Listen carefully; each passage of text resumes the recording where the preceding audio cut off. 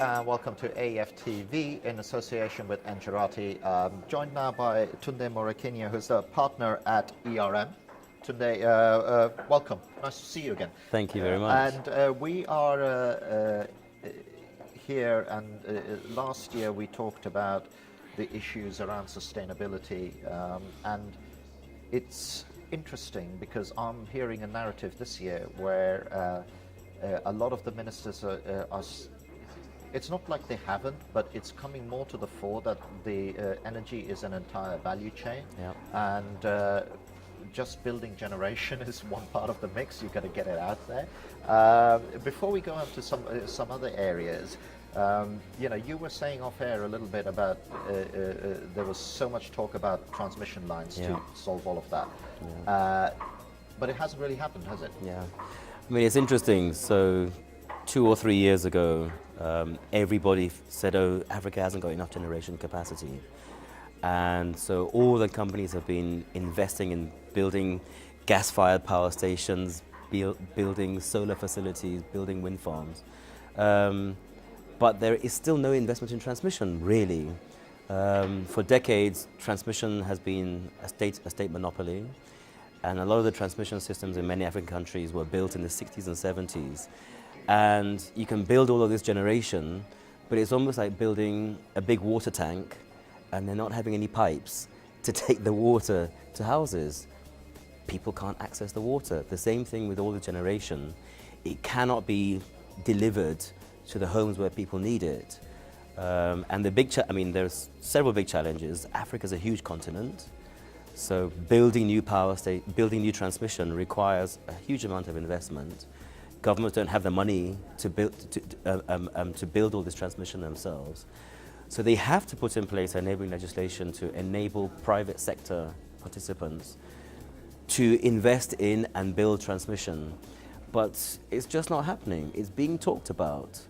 So why isn't it happening? Is it because the framework isn't there? Because it took some time, certainly in the time that I've been covering this this event, to get that generation framework right, and start seeing some ground being broken. I mean, okay, never mind that some commentators are saying that actually there's still some issues there, but look, at least ground is being broken. You're right. I don't think there are any new transmission lines being built. None to speak of. So, is it because it's just been put on the back burner so much, prioritizing the generation? I think it has. I mean, in a way, building a big power station, it's very sexy. It's a big toy, a big toy for big boys. Transmission maybe is less glamorous. It's been talked about a lot, but I think there really needs to be a big focus, maybe from the donor community, to really start working with governments to break up state monopolies on transmission, to really encourage private sector participation in transmission. I'm not clear why it hasn't happened, but I have a feeling that this really hasn't received enough of a focus from the donor community. African governments are beginning to realize that they need to deal with this problem, but I think it's becoming critical. And it's almost as a result of people being aware of this challenge that people are now looking at off-grid, because they're beginning to realize that homes need power now, and it's going to take years to, first of all, to deal with the regulation and then to bring in the investment. And Africa doesn't have time to wait for all these transmission lines to be built. It's been waiting long enough anyway. That's right. So now you brought up off-grid, and that is another thing that I'm seeing is more and more people talking about microgrids, mini-grids. Not sure what the difference is, but apparently there is one. And it makes sense, right? Because you're going that, look, we can put all this money into building a huge transmission line, or we can solve the immediate problem now by doing it that way, and actually provide power and solutions in a sustainable way in an African context, which may not be overly reliant on it. So do you think that the reason, another reason why the transmission line thing hasn't gone any further, is where people are looking, oh, hang on a minute, maybe, and hedging a little bit and going, maybe we can do this differently. Do you think there's any merit in that, or is that a wrong observation?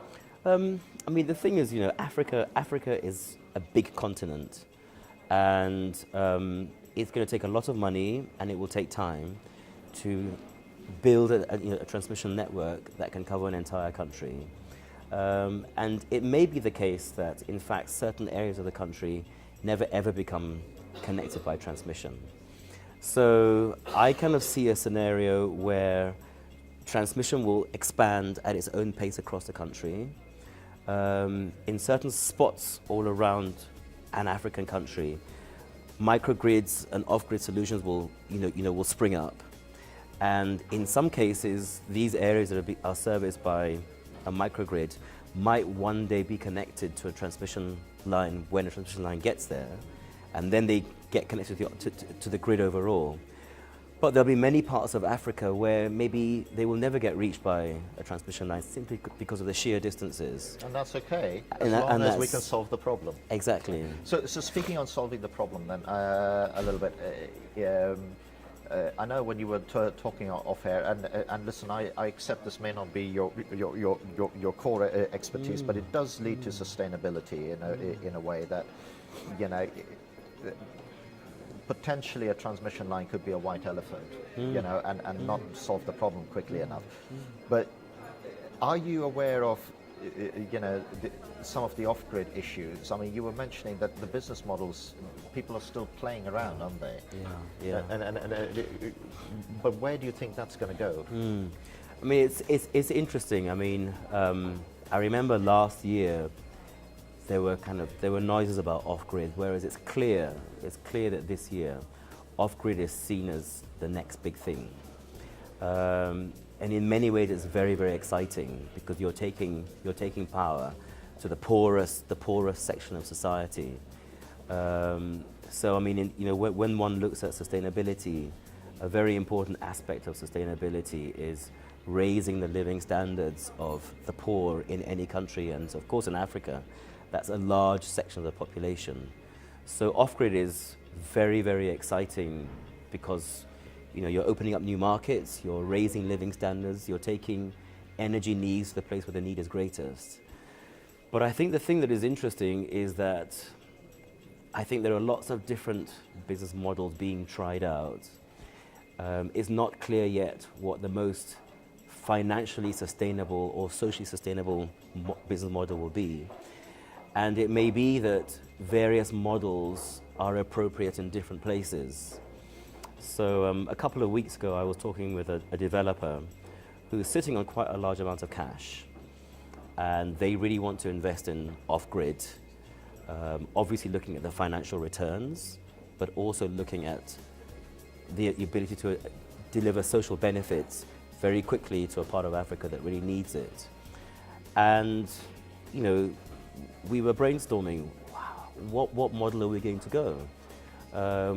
Some companies investing in off-grid are looking at buying equipment and selling equipment to an area that needs off-grid. But the problem is that a lot of these off-grid customers are very, very poor, and they can't afford to buy solar panels, Surely buy it's batteries. some sort of leasing model, isn't it? I mean, that's... So then a leasing model is another option. But again, in many cases, your off-grid customers, they don't have any bank accounts, they don't have any ID. But they've got a mobile phone. But they've got mobile phones. Yeah. So there are some models springing up around Africa now where off-grid companies are partnering with mobile phone companies who have been registering people. So that's another model. Another model might be where an off-grid company partners with a microfinance company, and the microfinance company lends people money, and then through a microfinance model, they pay back for the equipment. So there are all these various models, and I think different approaches are being trialed in different places. And I mean, it's quite exciting to see. I mean, I think this is an area where there'll be a lot of innovation. There'll be lots of mistakes made, a lot of lessons learned. But it's an exciting time. But it's quite, I mean, it just goes to show where the price point of the technology has got to, that people are starting to look at this. Yeah. And they're going back, listen, hang on a minute, we can make a deal with a community, whatever shape it is. Yes. But there is a Yes. potential here for us to make a deal directly with a community. You know, it may be an agricultural community, so you can put in some biomass or whatever. But do you think that that will be, you know, and with every change, there is always a starting point, and it's slow, but then it boils.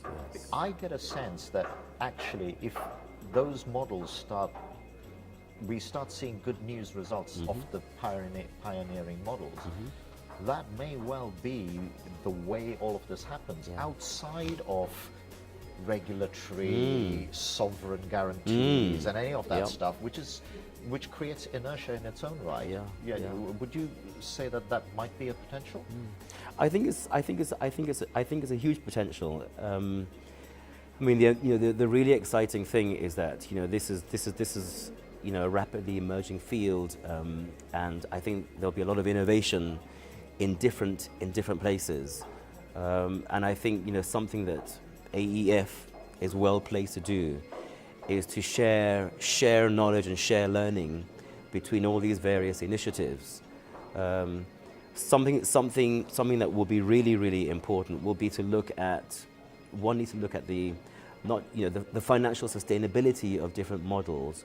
Will also rely very much on what sorts of community or institutional organizations are set up. If you're working in a community area, has there got to be some kind of community institution or community company or something that the investor works with, or will you work disparately with 300 or 400 different households? And different approaches might work in different places. It comes back to your point of sustainability, though, doesn't it? Yes. It's just like whatever you put in. Exactly. Exactly.